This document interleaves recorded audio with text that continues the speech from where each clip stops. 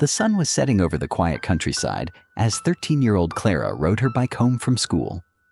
Her usual route passed through a wide meadow bordered by an old wooden fence.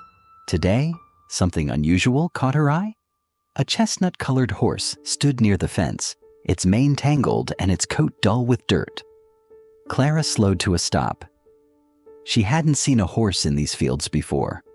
It looked lost, its ears twitching nervously, and its large brown eyes filled with uncertainty.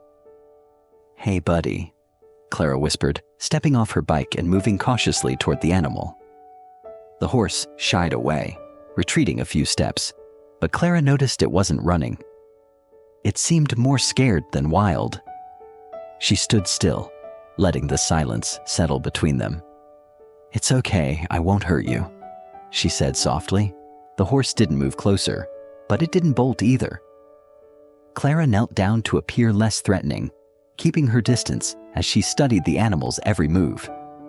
Its chestnut coat, though dusty and matted, hinted at a beauty long forgotten. Its eyes, big, brown, and rimmed with fear, watched her cautiously, as though weighing whether she was friend or foe. Clara decided to sit down right there in the grass, a few feet away, giving the horse space to feel safe.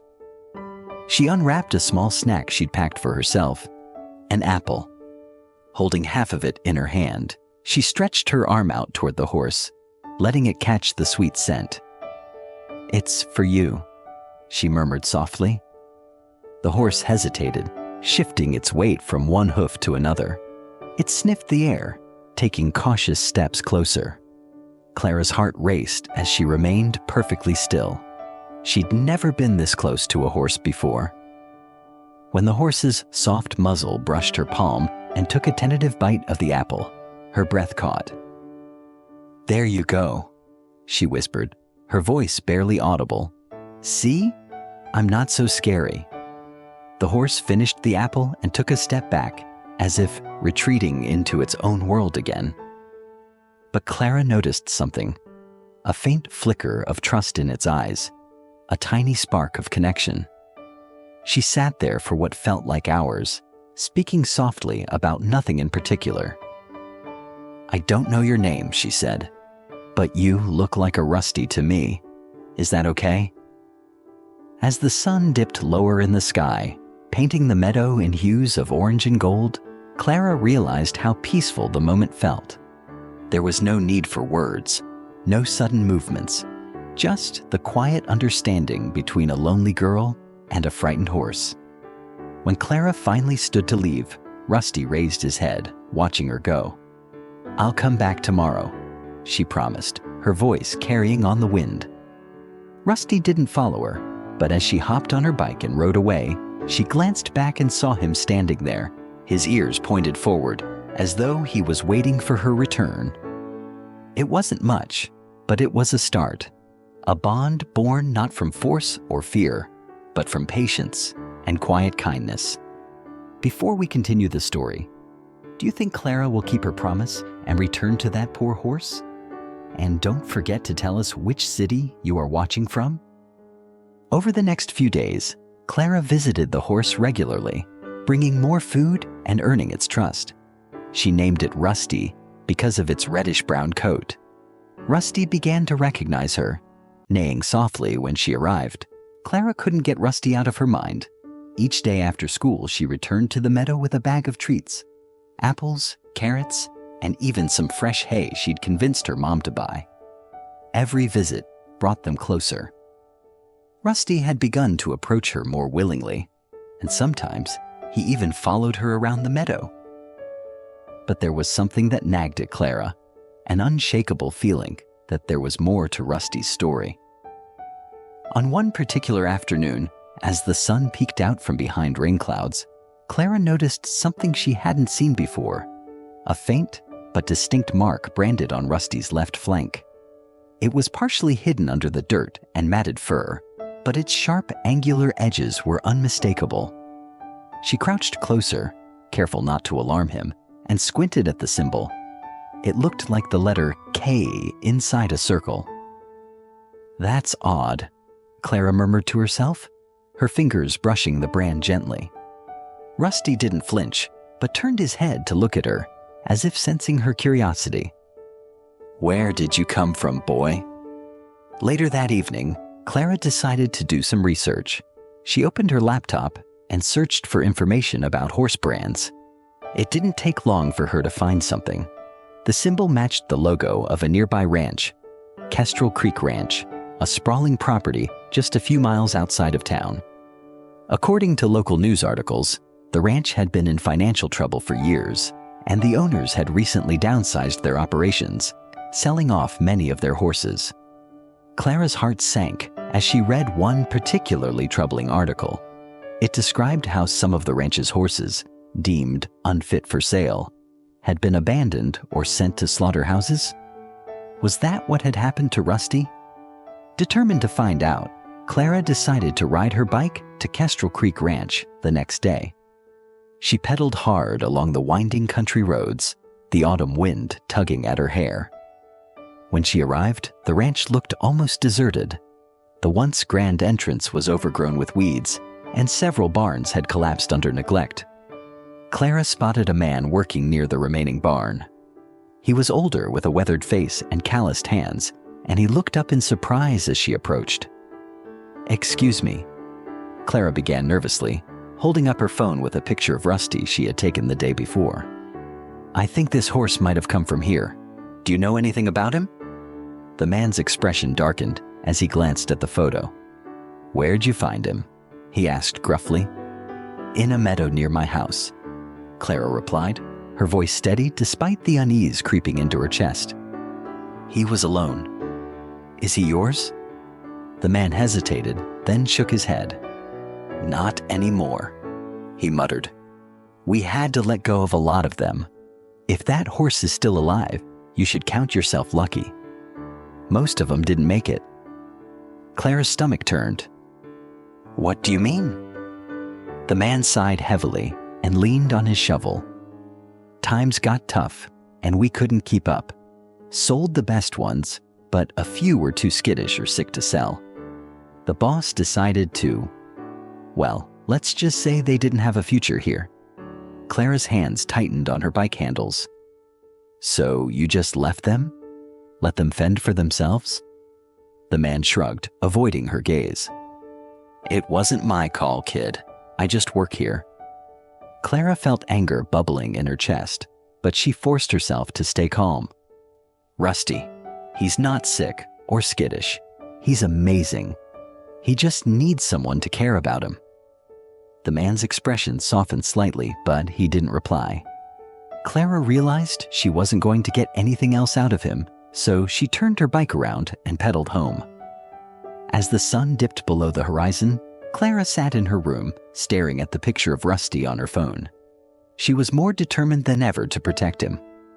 No one had cared about him before, but she did, and she would find a way to keep him safe, no matter what. Still, the question lingered in her mind. Was there more to Rusty's past? Why had he been abandoned? And what had he endured before finding his way to her? The answers wouldn't come easily, but Clara knew one thing for sure. Rusty's story wasn't over yet. Clara's parents were skeptical when she confessed she'd been feeding the stray horse. Her father shook his head. "Clara, we can't take in a horse. We don't have the space or the money for that kind of responsibility." "But he has no one," Clara pleaded. "If we don't help him, who will?" Her mother, more sympathetic, suggested calling an animal rescue organization. Clara reluctantly agreed. The rescue center promised to send someone to assess the situation. When the rescue team arrived, Rusty was initially skittish, but Clara stayed by his side, whispering soothing words. The lead rescuer, a kind woman named Ellen, examined Rusty carefully. "He's malnourished, but otherwise healthy," Ellen said. "With proper care, he'll recover." Clara felt a pang of sadness when Ellen mentioned taking Rusty to the rescue center. "Will he stay there forever?" she asked. Ellen smiled. "Not forever. We'll rehabilitate him and try to find him a good home." When the rescue team arrived, Rusty was initially skittish, but Clara stayed by his side, whispering soothing words. The lead rescuer, a kind woman named Ellen, examined Rusty carefully. "He's malnourished, but otherwise healthy," Ellen said. "With proper care, he'll recover." Clara felt a pang of sadness when Ellen mentioned taking Rusty to the rescue center. "Will he stay there forever?" she asked. Ellen smiled. "Not forever. We'll rehabilitate him and try to find him a good home." Rusty stepped closer, his trust in her evident. Clara gently slipped the new halter over his head, fastening it securely. Her father helped load him into the trailer, but not before Rusty hesitated, casting a nervous glance back at the meadow. Clara placed a reassuring hand on his neck. "It's okay," she said softly. "You're safe now. This is just the start of something wonderful." The drive home was filled with anticipation. Clara sat in the back seat, looking out the window at the trailer to make sure Rusty was calm. When they pulled into the driveway, she hopped out before the truck even came to a full stop. Hay had prepared a cozy stall for Rusty in the family barn, complete with fresh straw, a trough of clean water, and a nameplate Clara had made herself. It read, "Rusty, forever loved." As they led him into the barn, Rusty hesitated again, his hooves scraping against the wooden floor. Clara gave him time, letting him take in his new surroundings. Slowly, he stepped inside, his nostrils flaring as he sniffed the air. "This is your new home," Clara said, her voice filled with pride and affection. Over the next few days, Clara devoted every moment to Rusty's care. She woke up early to groom him, brushing away the dirt and tangles from his coat. She fed him by hand, ensuring he ate enough to regain his strength. Each day he seemed to grow more comfortable, his once dull eyes now sparkling with curiosity. One evening, as the sun dipped below the horizon, Clara sat outside Rusty's stall, reading aloud from her favorite book. Rusty stood nearby, his head resting over the stall door. It was the first time he had sought her out for comfort, and Clara's heart swelled with joy. "You're going to love it here, Rusty," she said, reaching up to stroke his mane. "I promise." The family also began working with Dr. Harris to establish a plan for Rusty's rehabilitation. They focused on building his confidence and reintroducing him to basic commands. Clara's father even set up a small paddock where Rusty could roam freely and get used to being outdoors again. One afternoon, Clara decided to try something new. She brought out a saddle and bridle, unsure of how Rusty would react. She didn't want to push him too fast, but she had a feeling he was ready for the next step. "Let's take it slow, okay?" she murmured, showing him the equipment and letting him sniff it. To her surprise, Rusty stood still, allowing her to gently place the saddle on his back. She fastened the girth and adjusted the bridle, her hands steady, but her heart racing. Then, with her parents watching from the porch, she mounted him for the first time. Rusty shifted slightly under her weight, but didn't resist. Clara gave him a light nudge, and he took a cautious step forward. Soon they were walking around the paddock, Clara's laughter ringing out as Rusty moved with increasing confidence. "That's my boy," she said, leaning down to pat his neck. "You're amazing." As weeks turned into months, Rusty continued to blossom. His coat grew glossy, his muscles filled out, and his spirit shone brighter with each passing day. He and Clara were inseparable, their bond deeper than anything Clara had ever experienced. One sunny afternoon, Clara and Rusty ventured beyond the paddock for the first time, exploring the trails that wound through the woods behind her house. The world seemed to open up before them, full of endless possibilities. "You've come so far, Rusty," Clara said as they paused by a bubbling creek. "This is our new beginning, and it's only going to get better." Rusty nuzzled her hand as if to say he understood. Together, they stood there, bathed in sunlight, ready to embrace whatever the future held. After watching this story, Do you think it's a great thing to help people and animals? There are many more true stories on the channel for you to enjoy, and don't forget to subscribe to the channel to let us know you still love animals and their stories.